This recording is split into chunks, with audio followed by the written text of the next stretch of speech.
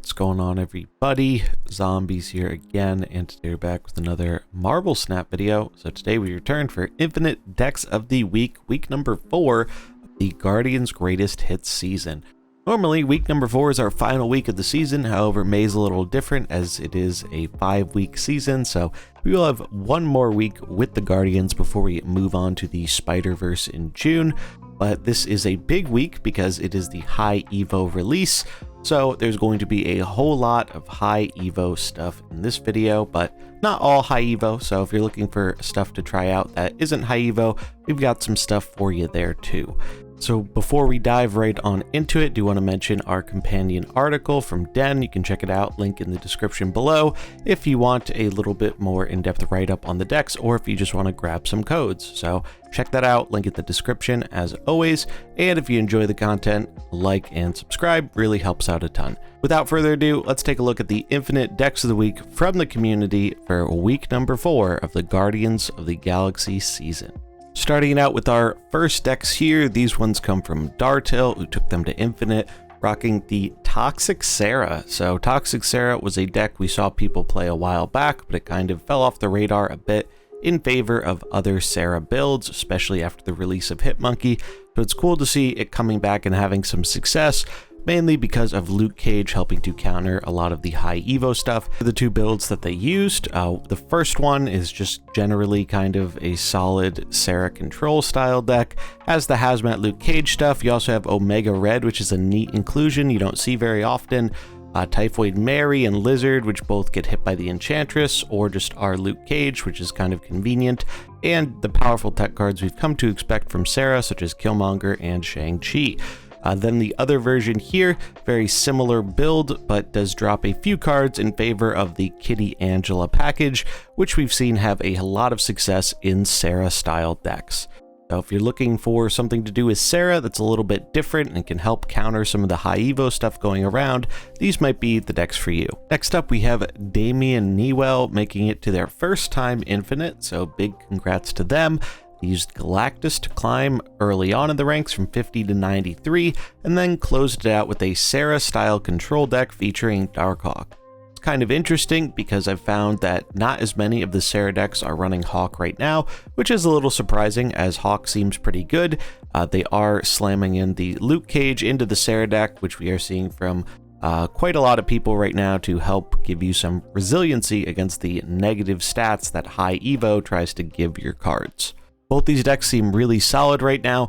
Galactus has been really good against a lot of the different High Evo decks, and the Sera deck, especially with Luke Cage, definitely has a chance at beating them as well, especially with Shang-Chi, which is absolutely core in being able to deal with a really big Hulk, which is how a lot of these High Evo decks are trying to close out the game. Then we have Tums, who made it with a Sera Surfer deck. This one is not opting to go the Sera route, going a little bit different of a direction and focusing on some lane control elements. So we have things like Storm Juggernaut and Professor X, which help us close down a lane. I imagine Negasonic does something similar.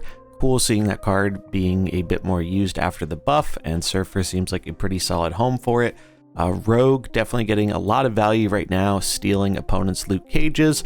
A lot of the High Evo decks are running Cage themselves, so not only are you taking away Cage from them, but you're giving yourself a Cage, and there are quite a few other ongoing cards around, so finally time for Rogue to get some value. Overall, seems like a pretty solid list, and I think Surfer is kind of flying under the radar right now.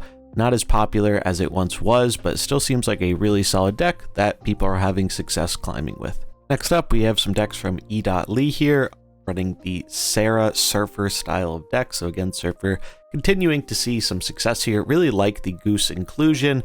Definitely helps shut down the big stuff the High Evo decks are trying to do, most notably Hulk. The lane locking stuff also goes very nicely with that. They have two different versions here, just slightly different iterations from each other. The Shadow King inclusion is a pretty neat tech that I've seen some people trying out, and basically the idea with it is, if we don't get our Luke Cage, we can actually use Shadow King to reset the power.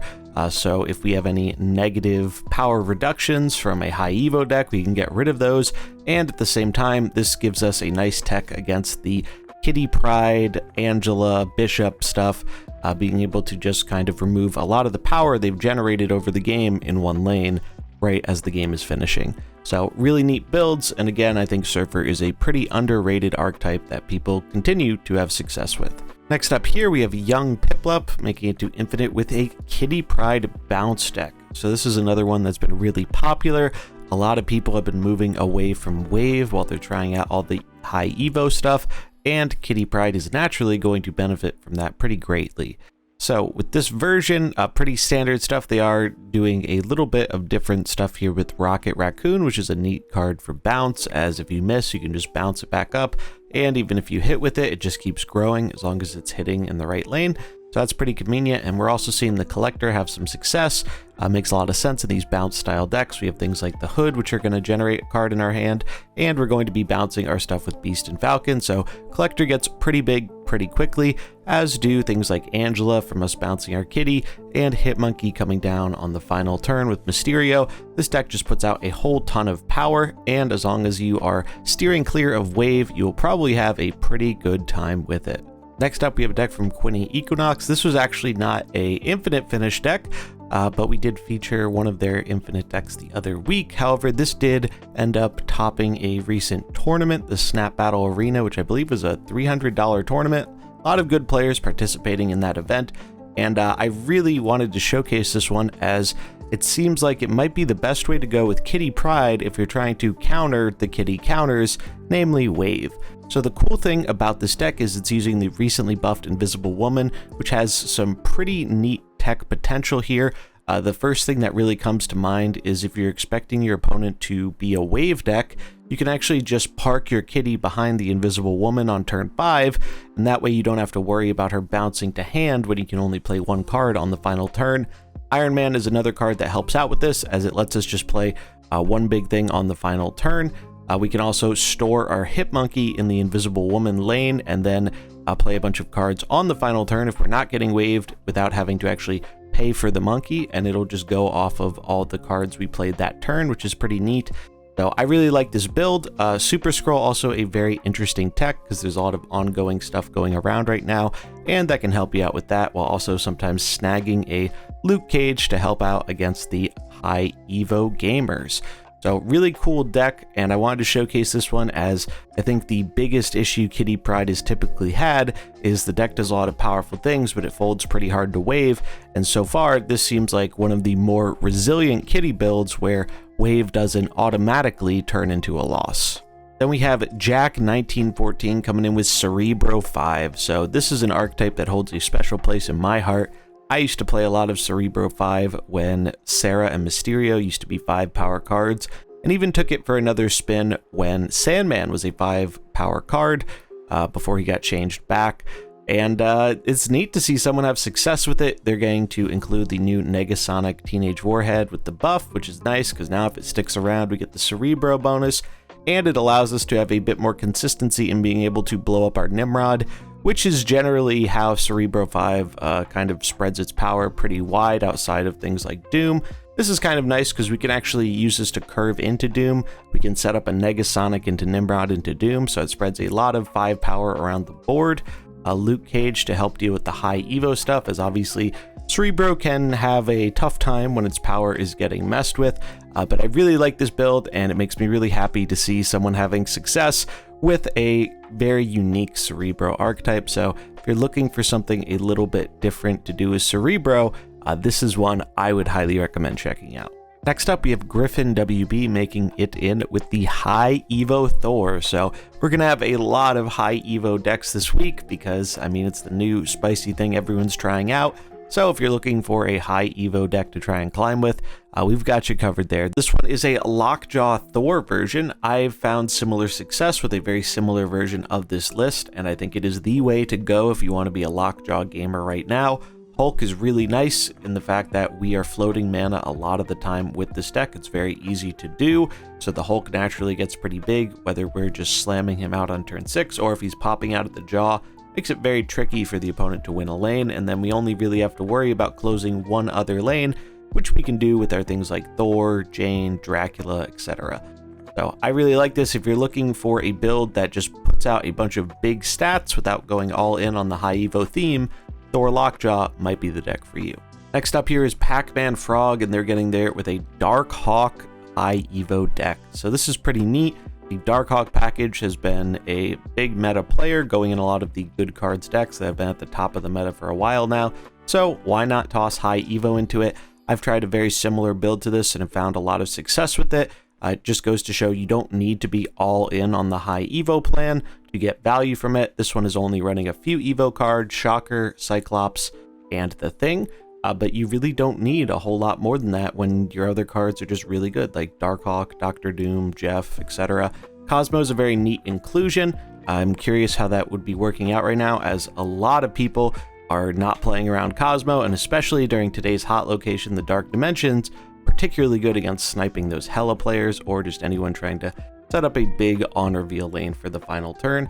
Also probably helps you a little bit against Galactus, which is a very popular deck right now. But yeah, if you haven't tried it out and you're looking for something different to do with Darkhawk, this is probably a way I would recommend. I think it's criminally underplayed, underrated right now, and a really solid way to go with High Evo if you don't want to go super all in on the archetype but still play some of the cool High Evo cards. Next up, we have Dork Burner, who did their climb with Sera Surfer and High Evo. Sera Surfer from 70 to 80 and High Evo from 80 to 100. So we're seeing a lot of things in common here with some of the other Sera Surfer lists, going with the lane control style of stuff and the Rogue and Shadow King techs versus some of the more common decks around right now, like High Evo and the Kitty Pryde stuff, and then they switched to pretty much a full-on Evo version. I do think this version of the deck is strong, although I think it's a little bit more susceptible to being countered. But if you really do just want to go all in and play all of your High Evo cards, probably not a bad way to go about doing it. I think it's a pretty solid list. Rocking the Enchantress is a little bit of tech because we are relying pretty heavily on our ability to reduce the power of opponents' cards, so we want to be able to still do that even if they happen to have a Luke Cage, and Enchantress helps out with that quite a lot. Another deck you could try out is the Thanos Lockjaw version of High Evo. So this one, we really don't actually run many High Evo cards. It's really just for the Hulk and the extra benefit we're getting out of Wasp, which was a card we were already running in this style of deck.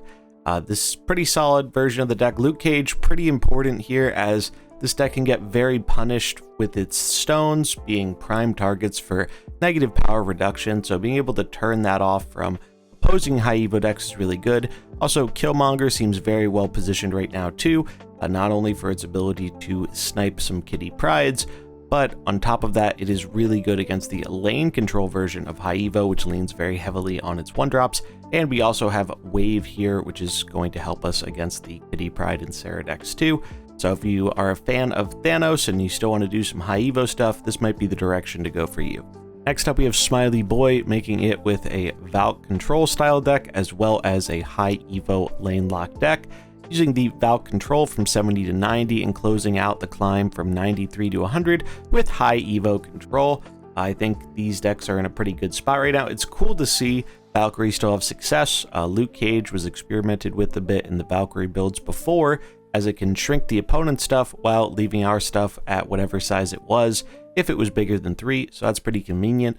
We have a lot of ongoing stuff here, which helps us get through the Valkyrie tying stuff if we don't have Luke Cage. And then the High Evo lane control, I think, is a very, very powerful archetype that's still being refined. There are a lot of different ways you can build it. They opted to go for the full control package of Storm, Spider-Man, Professor X, so try and lock down at least one lane with those cards, if not 2. And if you can only lock down one lane, well, we have Hulk to help close us out at the end of the game.